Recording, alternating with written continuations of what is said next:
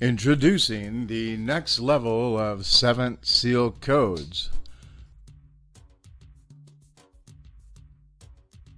Greetings and welcome back. In this episode, we are going to be breaking the seal even more, cracking the codes. The lost codes are being revealed in a variety of ways. We've seen that certain 3-digit number sequences are what I've been calling core pillar codes. They show up in the number table that we've been emphasizing. So for example, 738, 378 relates to, as you can see behind the goddess figure there, so at her waist section is the third group that represents the 5-letter names of numbers. 3, 7, and 8 all have 5 letters. This has become part of the foundation of understanding that the English language and the numbers behind them derive from more ancient systems, advanced intelligence systems. Numbers was created so that we could understand frequency and energy.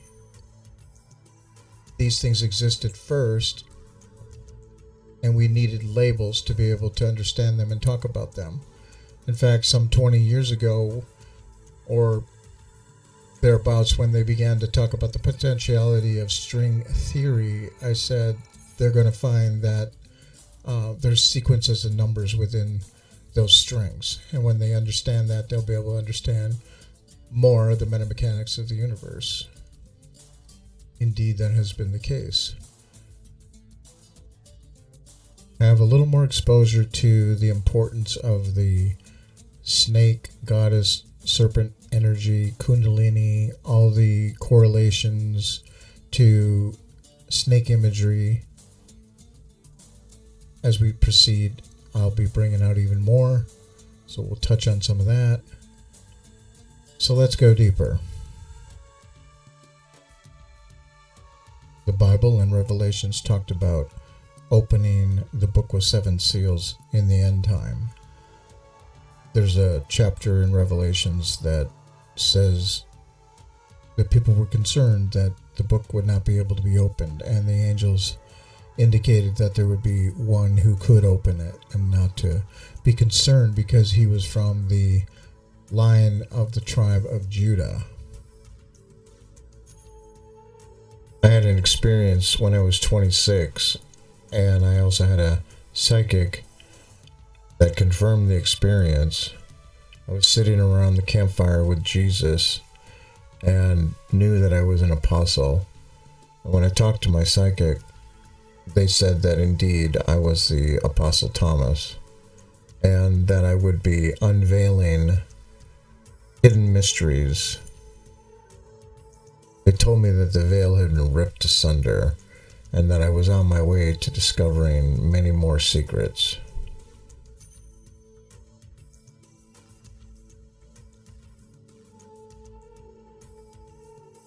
Many people are coming forward with higher wisdom and intelligence from their higher self or channelings. Indeed, many things are being revealed at this time.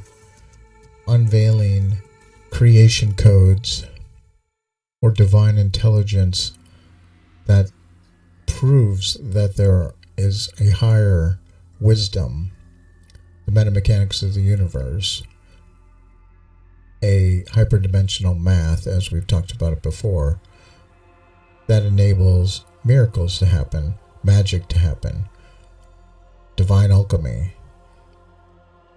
We're going to go deeper down the rabbit hole as we take a look at certain numbers such as 238. That this type of stuff was understood by the ancients and those that we've been looking at in the Renaissance period, and the other truth seekers that were pulling this out of their higher consciousness and preserving it for us. We're going to take a look at the Magi and how they knew this stuff in their secret order, such as knowing that divine incarnations took place on planetary conjunctions, showing irrefutable proof because of what I've decoded. An important character to take a look at is Seth, the third son of Adam and Eve. He's often considered to be Christ and the divine bloodline, because when Eve in the Gnostic story was raped by the Archon Watchers in the garden, Eve, she gave birth to Cain and Abel, and they were not of the divine seed. So Seth actually means the divine seed, and he's considered to be the father of astrology, and of course that would mean other things such as numerology, language, and time, which he passed on down, which would be required to tell time. Language is important to communicate, so the basis of all this was either delivered to him through his divine consciousness or the higher dimensional beings that were seeding us here. Nonetheless, let's take a little bit more time to look at where Seth comes from and those that come down from that divine seed. In the Hebrew Bible, the prophet Abraham is stated to have originally come from Ur of Chaldees. Abraham was from the lineage called the children of Seth. Chaldees has a correlation to the Magus and the Magi. We're going to explore that even more further. The Sabaeans, stargazers who read in mystic trance the secrets of the 13 heavenly eons. In the Sethian Gnostic scripture, it is understood that there were 12 males and 12 females, much like what I read about in my book. And these original co-creator beings, or Elohim, are the eons. Zarathustra is said to have been older than Plato by 6,000 years. He learned universal wisdom from the good spirit, that is, the excellent understanding. His name translated into Greek, astronauts, meaning star worshipper. So that's interesting to understand where that came from. Gnosis was a part and path of illumination based upon ancient star wisdom. Humans have been gazing at the stars for epochs. The fascination with them is the yearning and longing and inner knowing that we are tied to the stars has been talked about for ages. An innate feeling that we're connected to them. In fact, we are made up of the particles and elements of the stars. It has been proven. When I was 10 years old, I was fascinated looking at the stars and learning about them. I was especially drawn to the constellation of Orion and felt that there's something very significant about this. Boy, would my soul speak volumes as this unfolded from within. So here we're again understanding the importance of the gospel in the sky, which we're continuing to piece together. A scribal note written on the margin of Alcibiades I, a work attributed to Plato, attests to the legend that Zoroaster lived in the 7th millennium BC. Several other classic sources, including Aristotle, Pliny, Plutarch, also tell us that the magician lived 6,000 years before the death of Plato.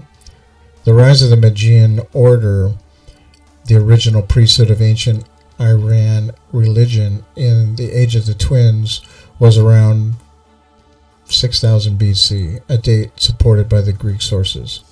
The Age of the Twins, or German-Indian Age, lasted from 6200 to 4300 BC. The motif of duality associated with the constellation of the twins is consistent with the central theme of Iranian religion, absolute cosmic duality, good versus evil. Within the order, Gnostics were given the title of Vedima, which means seer, wise one, as distinguished from the priest, the Zotar, who officiated openly in society and advised Middle Eastern theocrats on matters of statecraft and social morality, not to mention agricultural planning. For Zoroaster was by all accounts responsible for the introduction of planned large-scale agriculture. Again, these types of things most likely came from higher divine intelligence. The magicians who remained committed to education and enlightenment for those who became involved in statecraft and social management, later to be known as the Illuminati, were the original custodians of light and higher intelligence. In the Coptic codices, Soter occurs frequently to designate the Gnostic master or teacher, but another term, Foster, is closer to the meaning of the term given to these wise men or illuminated persons, or the Vedemna. The Magi were regarded not as missionaries with a state agenda to execute, but as dedicated servants of the gods and masters of learning, credited with initiating the cosmological sciences, the study of not only the heavens, but the elements and kingdoms of earth. The names ascribed to the Gnostics and initiates were actually titles rather than proper names, such as Asclepius. Other names were Simon Magus, Valentinius. They've come down to us as the kindly old gentleman with the wise and benevolent snake. This is an archetype or icon. It's interesting to note that statues of Christ have sometimes been owed to something of the statue of Asclepius.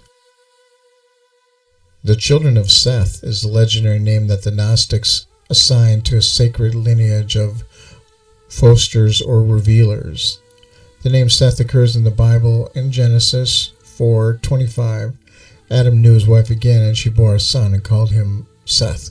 For God, she said, hath appointed me another seed instead of Abel, whom Adam slew. Significantly, this is the only time it occurs. Seth belongs to another seed, a lineage set apart Christian narrative of sacred history. From the inception of their story, Gnostics are situated outside the conventional narrative of Western spiritual life. By the Sethians' own account, a tradition of secret knowledge concerning divine matters was transmitted from remote times by a succession of men and women who had mastered the Illuminist method, Gnosis. The revealers were an elite corps operating within a unique culture and spiritual complex that emerged in prehistoric Iran, the Magian order.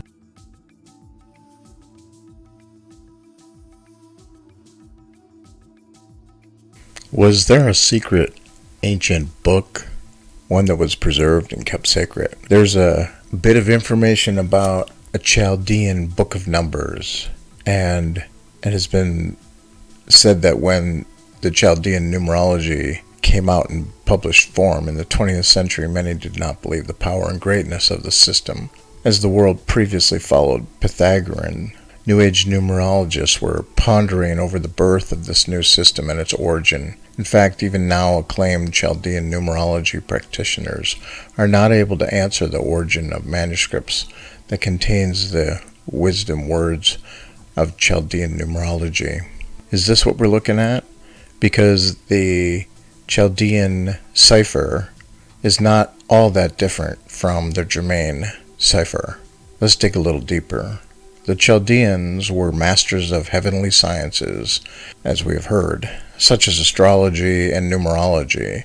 It has been said that Chaldeans have observed the heavens, the planets and constellations, for 10,000 years, and have recorded every inference and the respective changes that affects planet Earth. Many astrological observations, scriptures, tablets, which were burned by the Greeks who conquered Babylon. The Chaldean Book of Numbers is among the books and tablets that survived the religious burning. During the dawn of Christianity and King Arthur's rule, many religious treasures were restored from Romans, Greeks, and Persians, and the Vatican City right now currently possesses the most valuable book in the world. Before it came to the hands of the Vatican, many scholars and researchers have translated it to the Greek and English language, the original supposed to be Akkad language. Hence, apart from the original, few translated copies existed, and that is how Chaldean numerology came to existence in this modern world through some masters in the monastery. The divine science has been kept secret for all these years, and the tradition of teaching involves from master to student, where master never reveals the book's content. It's only through this way our ancestors were able to get the knowledge of Chaldean numerology, but the knowledge that has been gathered in this science is not even 1%. The original Chaldean Book of Numbers contains answers to all the mysteries of life in our planet. I have a close friend who actually received an orally transmitted numerology that was the numerology of the name. It was said that this was the numerology of the Magi. It's most profound to realize that Madame Helena Blavatsky has written this. In the Chaldean Book of Numbers, the location is designated in numerals, and in the cipher, Rosicrucian manuscript left by Saint Germain, it is fully described. This is an obscure work, which according to Madame Blavatsky is one of the books of Hermes. Apart from Blavatsky's own comments, no information seems to be available concerning this book. She states that it is one of the books of Hermes and conceals the universal wisdom religion, and pertains to and teaches about the realm of spirit, not that of matter. The book appears to be quite rare, there being only 2 or 3 copies in existence. However, Blavatsky is unclear as to their location. In 1889, she states that the books are in the possession of an initiated rabbi. On the other hand, she states in an undated but perhaps later essay that they are in the possession of some Persian. Blavatsky also claimed to possess a few extracts, some dozen pages in all, but it's not clear whether they were derived from an original copy or a secondary source. Profound wisdom is coming out. Well, conceivably, that book has not shown up. When I was 25 years old, I had a channeling, and Mother Mary came through. She said I would write a great book. I asked on what? She said sacred geometry and numerology. At that time, I literally didn't know what those words meant.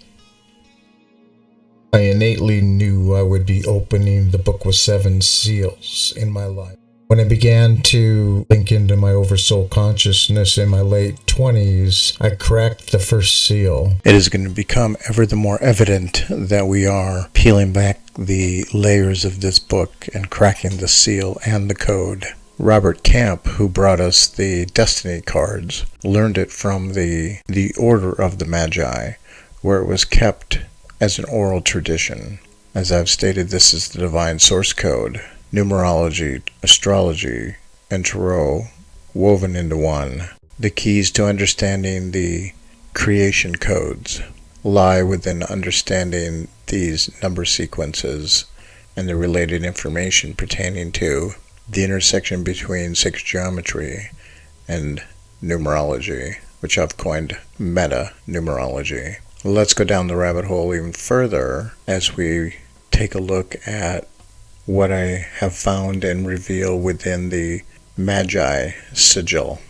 The playing cards in the center, as numbers, are arranged in very specific patterns. We've seen 176 before, as I brought through a series of phrases in my first volume of work, which was encoded in the cover of my 3rd book, along with the number 198.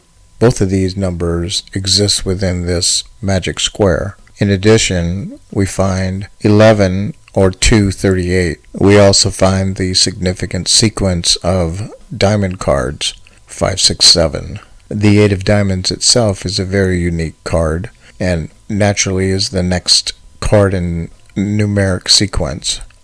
It is the crown card, the sun card. Suffice it to say, it's the gem in the crown. We'll delve more into that later. It's pretty significant to realize that the outer cards are the Merkaba key sequence 147258. Clearly they understood this and much more. All right, let's take a deeper look at this. As we examine everything more, we see the numbers that we've been tracking showing up. Well, what's so interesting about these numbers is how they correlate to sacred geometry. And that's what we're going to dig down deeper on now. As we start to find more number correlations, 238 is going to start jumping out. So many things are key coded to the zodiac. Watch how these things start to jump out.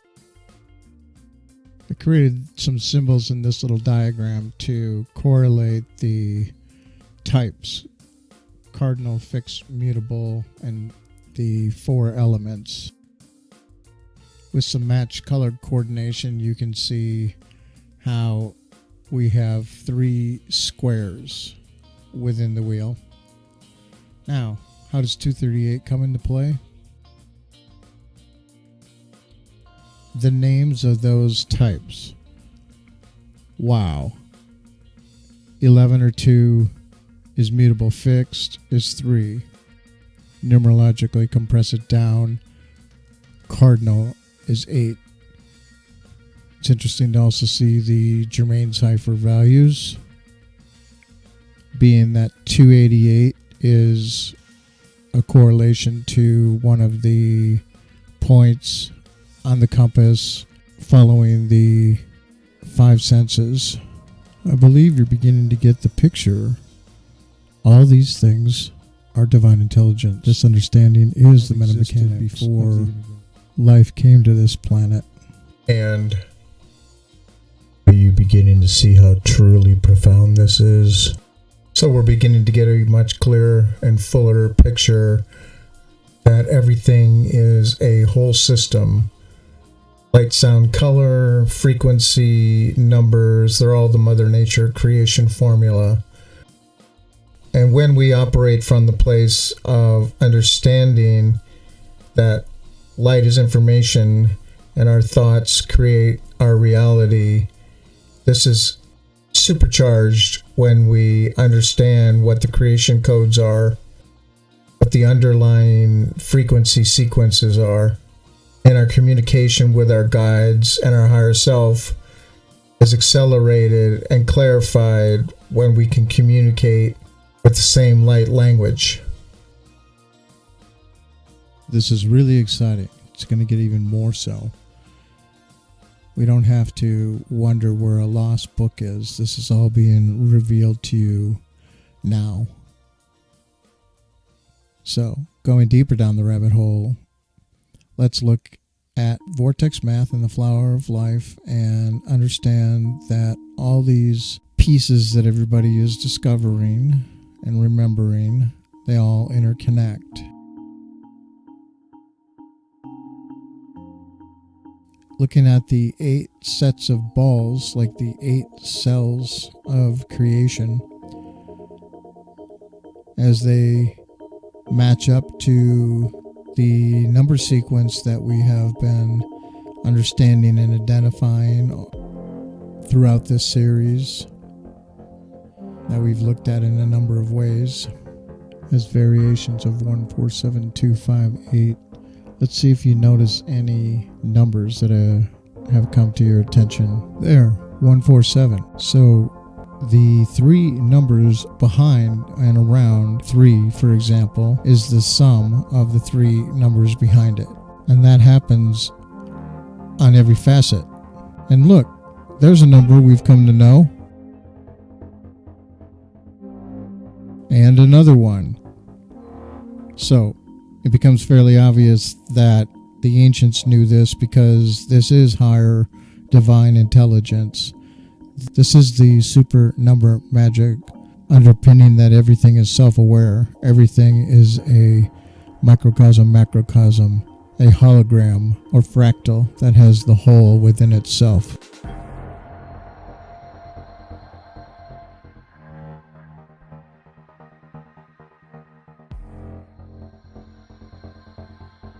profound indeed. So it's obvious that this is ubiquitous and indelible, and that the ancients understood all this.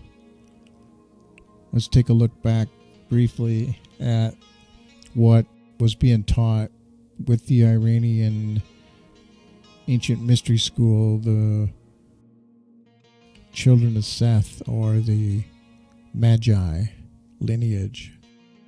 The ancient avatars arrived through a gate. They lived in the distant past, and they taught there is one God.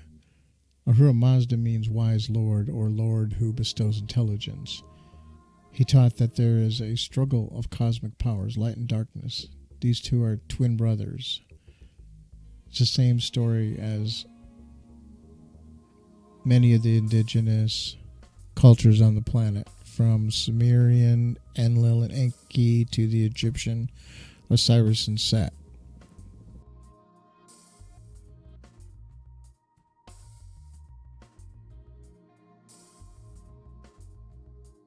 There's a common thread of a divine message.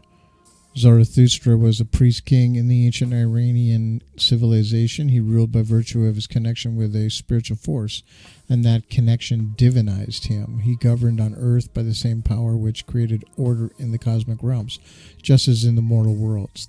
This light, or consciousness, was the royal Kavarnab.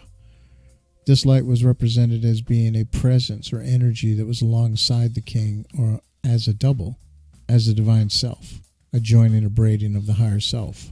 He had a vision into the distant future where man himself would play a role in the transformation of the earth, revealing that man could actually unite with himself with the power of light and truth. Is this talking about the higher self merging? I think so. It has been said in different channelings that Ahura Mazda is Sanat Kumara, who held the earth in a blue field of light, when humanity was in trouble. These beings clearly knew the whole story. Many have left messages about this path, the way to ascend. Let's take a deeper look now at what additional proof we have that these gate alignments and correlations to what we see in structures and symbolism as messages of the way echoed in ancient civilization. All right, let's take a deeper look at evidence and proof that these ancients knew exactly what was up and left us many messages. We have several images here. The 8-pointed star in the center with the blue circle, the pointing the way finger, and above it the Taurus horns, an eclipse symbol, a stargate or a star, that's an 8-pointed star, and the ascended headdress. We're going to learn more about that as we proceed. There are many symbols between ancient Sumeria and Egypt. We've come to understand that the scarab represents the transformation of the soul. The winged scarab and the solar disc represent the golden gate. Several of these ancient symbols have come down to us in a variety of places around the world. Particular emphasis with the Vatican and the United States. This pine cone correlates to the third eye. The pineal gland is a pea-sized gland. In the exact geometric center of the brain, it comes from the root word pinea, which is Latin for pine cone. And there's a correlation to the Eye of Horus and the shape of that area of the brain.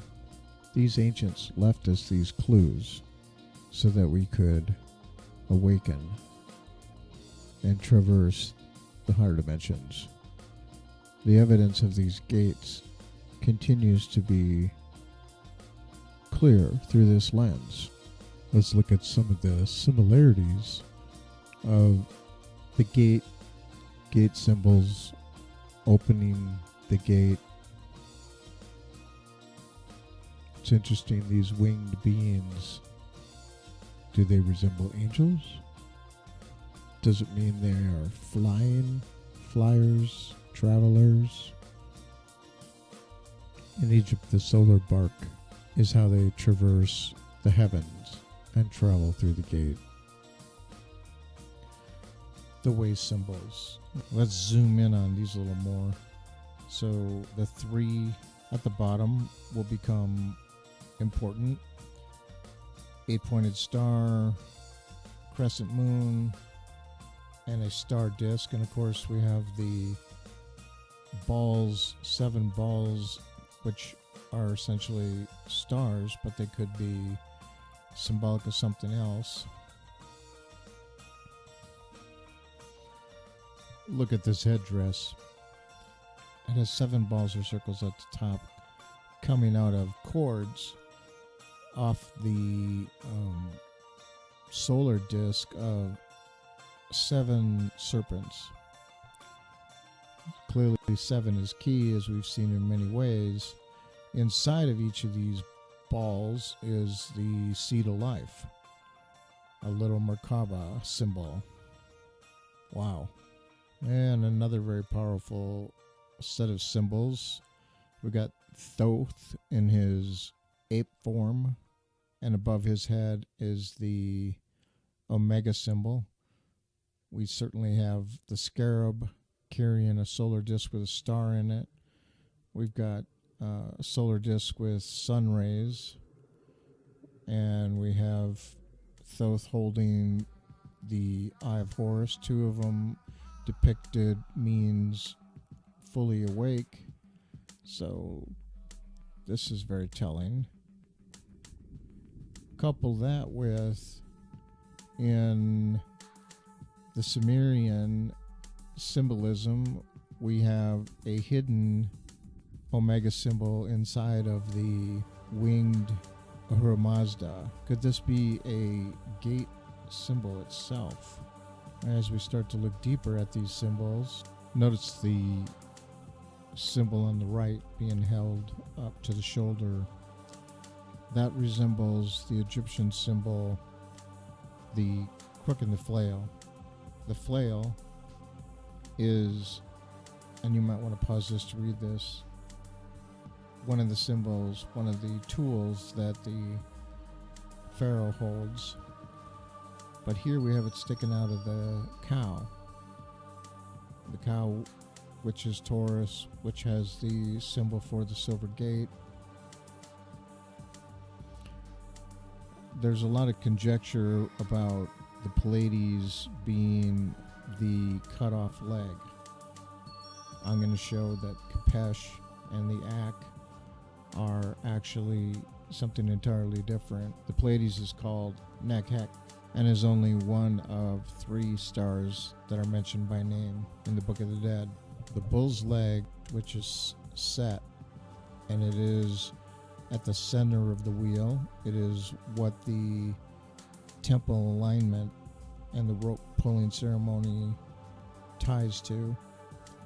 There's a lot of significant things going on at the center of the zodiac wheel.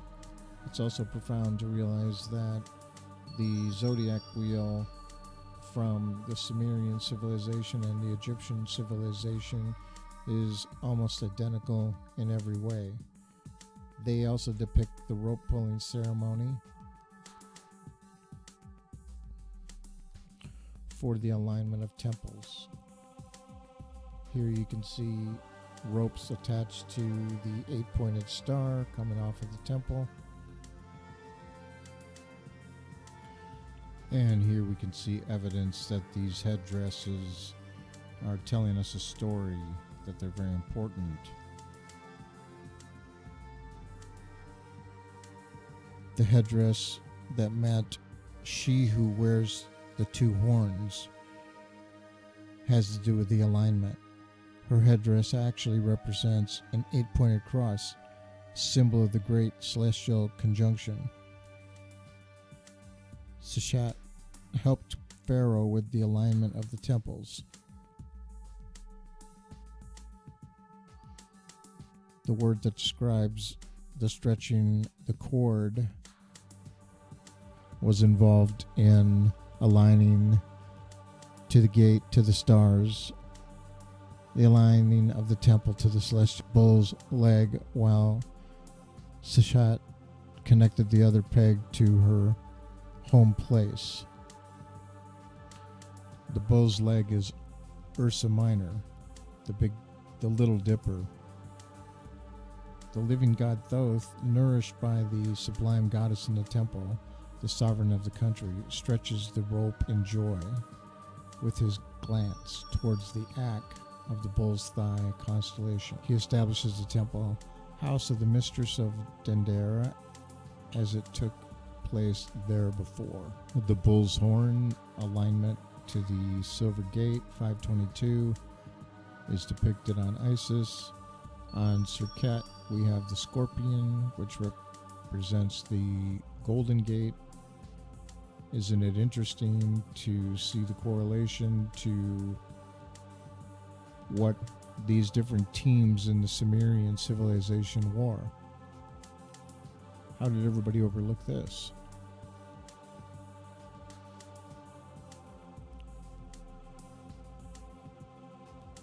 Apparently, the number of horns that you have suggests your level of initiation. And there is a picture of a temple with the headdress with horns, the most I've been able to find. So this must be the place where the initiation occurs so that you can access the gates. Is it also possible that we have the answer to why Moses is depicted with horns? These are symbols of transformation. The scorpion of Scorpio is the only sign that we've seen what the high side of the sign symbol is. The eagle, the phoenix. So this basically is very telling, considering it is the symbol and the sign at the Golden Gate. Let's look a little closer at these symbols around the Golden Gate. These images depict there in the red a double-headed entity. We've talked about this before, as when the two become one, going through the initiation, reaching higher states of consciousness for ascension. It's interesting to realize that the Roman god Vitruvius was portrayed as a young man holding a bunch of arrows. We've seen the importance of that symbol. Or lightning bolts, and he's accompanied by a goat. This very much resembles the Chiron Asclepius story, especially considering the Romans believed that Vitruvius was one of the first gods to be born. He was a god of healing and became associated with the Greek Asclepius, which is the same correlation as Mercury and Imhotep. And as we know, Imhotep was the mortal that became immortal through the process of apotheosis or ascension. So here we find all these depicted at the entrance to the Golden Gate, including Ophiuchus. You see right above to the left of the wolf, mastering the energy of the snake. And what is next to the wolf? Let's zoom in on that a little bit more. It's a wing being with snake legs, with a horn headdress, holding a horned head. And as it turns out, this symbolism is all over the place too. Iao, that's the Gnostic father of the fathers. Snake legs, winged. Same thing in Egypt. We find the snake with wings. India. This is also how Abraxas is described. The supreme unknown, the 7-letter name, the Greek letters, numbers, cipher equals 365. In English, it's 66. The Germain code is 396. The word abracadabra comes from Abraxas. This is the hidden name of God in the Gnostic tradition, also known as Iao. The other side of the wheel, the Silver Gate, we find, again, the same symbols. The horns, the 7 stars, the bow and arrow pointing the way, much like the spear pointing at the bull. This plate or disc has all the key symbols on it, and you can see the middle way with the horns directly across from the scorpion. There are other tools, pointers. There's what appears to be a bone, a jaw. This could be the leg, correlated to the Little Dipper, the arrow, and the peg with the bird on top. Same, the dog from the center. In a fuller view, a more detailed view, again with the snake at the center of everything. This is also seen in Egypt, controlling the energy, raising the consciousness. It's profound to see that in Solomon's keys, not only do we see the 8 points, but we see the angle. And at the end of that angle, what appears to be a gate. And in this 8-pointed cross symbol, we find these unusual little symbols up by the Golden Gate, which could very well be the demarcation symbols from the Egyptian zodiac. There has been stories about what was found in the ziggurats. Is the military and the government trying to control the gate?